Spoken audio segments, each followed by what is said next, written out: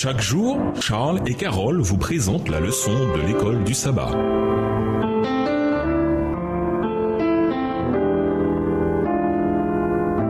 Bienvenue dans votre émission Dieu nous parle. Nous voilà à la leçon de dimanche, justifié par la foi. Lisons Romains 5, les versets 1 à 5. Résumez sur quelques lignes le message de Paul. Que pouvez-vous retirer de ce texte personnellement? Romains 5, les versets 1 à 5. Étant donc justifiés par la foi, nous avons la paix avec Dieu par notre Seigneur Jésus-Christ, à qui nous devons d'avoir eu par la foi accès à cette grâce dans laquelle nous demeurons fermes et nous nous glorifions dans l'espérance de la gloire de Dieu.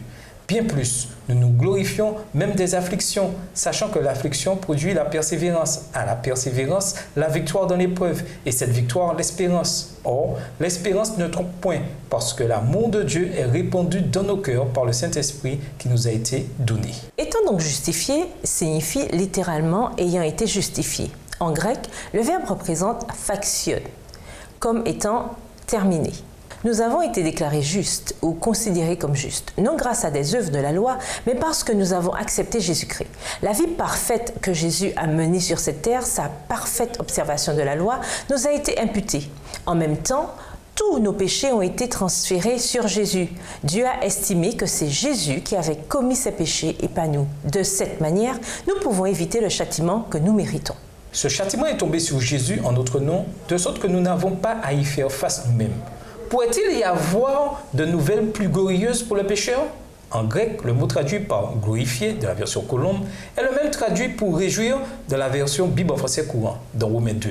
Quand il est traduit par « réjouir » également verset 3, comme dans certaines versions, le lien entre Romains 5 verset 2 et Romains 5 verset 3 apparaît plus clairement. Les personnes justifiées peuvent se réjouir dans les épreuves, car elles ont fixé leur foi et leur confiance en Jésus-Christ. Elles ont confiance que Dieu agira pour le mieux. Elles considèrent cela comme un honneur de souffrir pour Christ. Voir 1 Pierre 4, verset 13. Remarquez également la progression dans Romains 5, les versets 3 à 5. Premièrement, patience dans la version Derby.